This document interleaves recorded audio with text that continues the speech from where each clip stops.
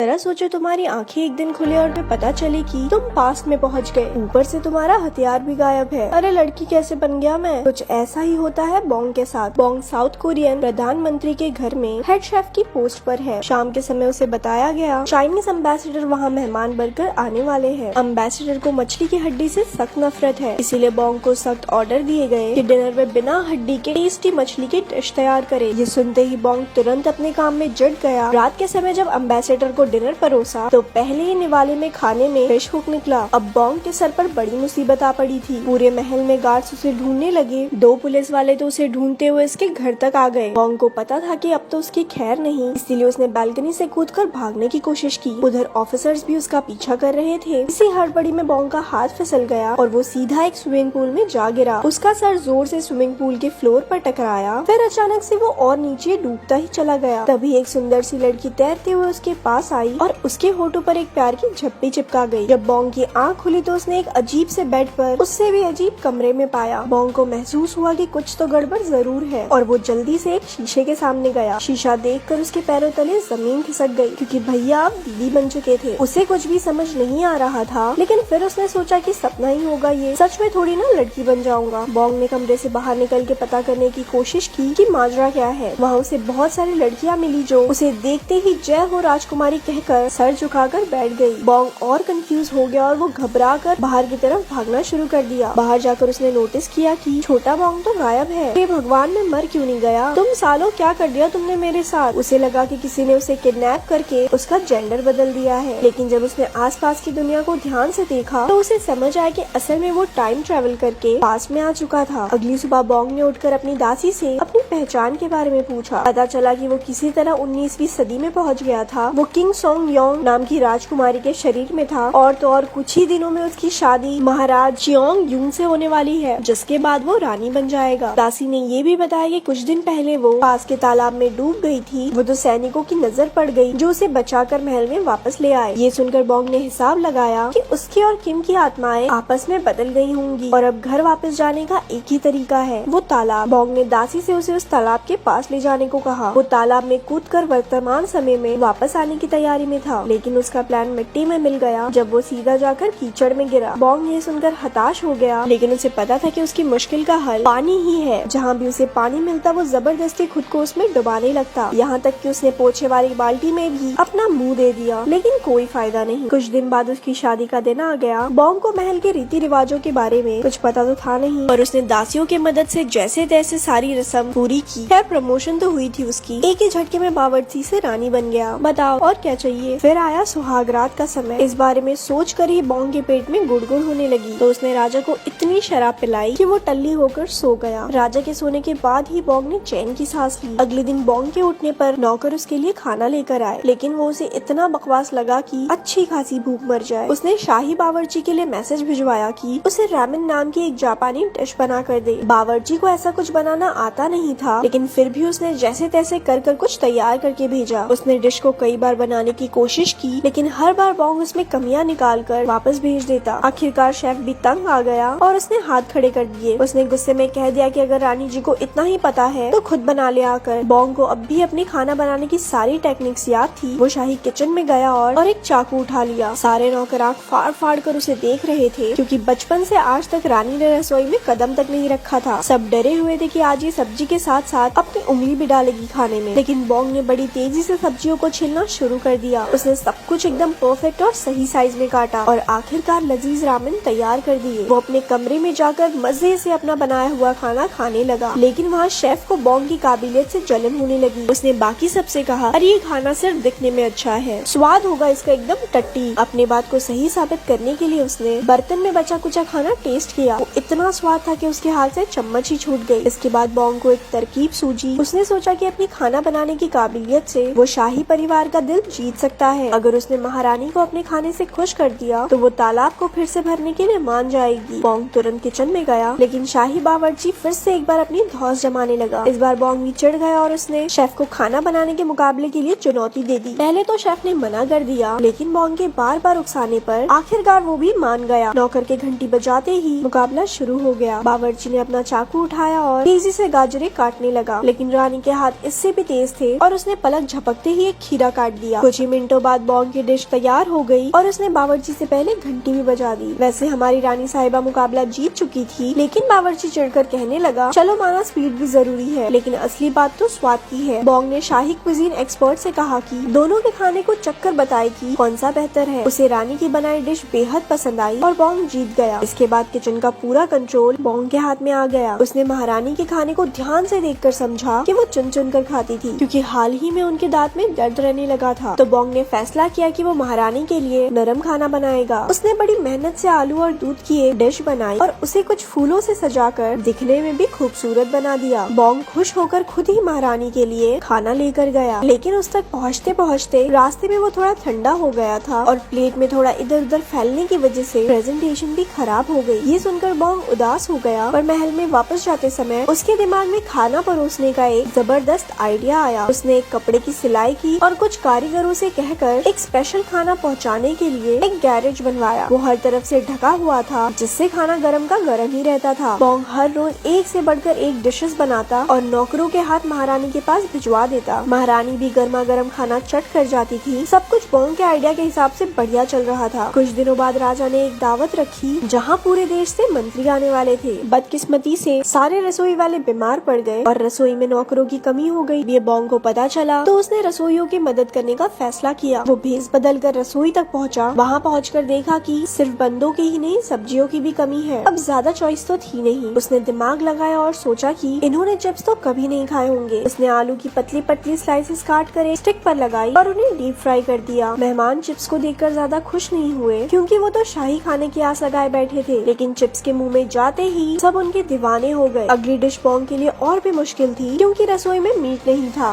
उसने vegetable burger बनाया और साइड में टमाटर रख दिया। उसने अपनी इस नई डिश को नाम दिया मैकडोनाल्डो, जिसे हम सस्ता मैकडॉनल्ड्स भी कह सकते हैं। ये भी सबको इतना बढ़िया लगा कि सारे मेहमान उंगलियां चाटते रह गए। मीठे में बॉन्ग ने एक जेली डेजर्ट बनाया, लेकिन कुल्फियों की डंडी पर उसने कुछ भी लिखकर कह दिया कि ये खाने वाले को उसका भविष्य बताएगी। सभी ने वो कुल्फी खाकर अपनी भविष्य जानने की बड़ी उत्सुकता हुई। बॉन्ग ने दावत को बर्बाद होने से बचा लिया था। महारानी उसकी काबिलियत और सूझबूझ से बहुत खुश हुई और उसने बॉन्ग से अपना इनाम मांगने को कहा। बिना वक्त गवाए बॉन्ग ने तालाब को फिर से भरने की मांग की। महारानी ने उसकी बात मान ली और नौकरों को काम पर लगा दिया, लेकिन 19वीं सदी में इस काम को करने के लिए कोई मशीन तो थी नहीं। नौकर दूर के कुएं से बाल्टियां भर भर कर तालाब में डाल रहे थे। बॉन्ग परेशान हो गया, क्योंकि इस काम में बहुत टाइम लग रहा था। उसने एक नया तरीका निकाला और सभी नौकरों को एक जगह खड़े रहकर सिर्फ पानी की बाल्टी को आगे पकड़ाने को कहा। इस सिस्टम से काम बहुत आसान और जल्दी होने लगा। बॉन्ग दिन रात बैठा तालाब भरता देखता रहा। कई दिन बीत गए, लेकिन तालाब में अभी भी ना के बराबर पानी था। वो इंतजार करते करते थक चुका था। तब अचानक जोरदार बारिश शुरू हो गई और धीरे धीरे तालाब भरने लगा। बॉन्ग बारिश को देखकर बहुत खुश हुआ। कुछ घंटों बाद तालाब भर गया और बॉन्ग एक पत्थर पर अपना नाम लिखकर पानी में कूद गया। कहानी की शुरुआत की तरह वो अभी पानी में डूबे जा रहा था। आंखें खुली तो खुद वो हॉस्पिटल में देखकर वो हैरान रह गया। एक पुलिस ऑफिसर कुछ ही दूर सो रहा था। उसे लगा कि खाने में फिश हुक मिलने की वजह से वो उसे गिरफ्तार करने वाले हैं। उसने धीरे से वहाँ से रफू चक्कर होने की कोशिश की, लेकिन ऑफिसर एंड मौके पर उठ गया और तेजी से उसका पीछा करने लगा। बॉन्ग उससे तो दूर आ गया, लेकिन सामने से 2 और ऑफिसर्स ने उसे घेर लिया। इसी तरह बचते बचाते वो एक लाइब्रेरी में गया, जहाँ उसने हिस्ट्री की एक किताब ढूंढी। वो 19वीं सदी की जोसुआ डायनेस्टी के बारे में पढ़कर मुस्कुराया, क्योंकि वो भी अब इतिहास के पन्नों में दर्ज हो चुका था। लेकिन उसी वक्त पुलिस वाले भी वहाँ आ पहुँचे। बॉन्ग ने एक बार फिर से भागने की कोशिश की, लेकिन एक ऑफिसर ने उसे बताया कि वो उसे पकड़ना नहीं चाहते। पता चला कि उसकी टाइम ट्रैवल की वजह से प्रेजेंट भी बदल चुका था। अब पुलिस उसे पकड़ नहीं रही थी, बल्कि उसे सिक्योरिटी दे रही थी, क्योंकि बॉन्ग ने जासूस बनकर एक करप्ट नेता का पर्दा फाश किया था। बॉन्ग ने तुरंत एक कंप्यूटर में सर्च कर पता लगाया कि वो सच कह रहे थे। आखिरकार वो एक सड़क पर खड़ा सोच रहा था कि कैसे इतिहास के एक छोटे से बदलाव से भविष्य पर इतना असर पड़ जाता है। और ऐसी ही मूवी यहाँ खत्म हो जाती है। ऐसी और स्टोरी सुनने के लिए हमारे पेज को लाइक करें। धन्यवाद।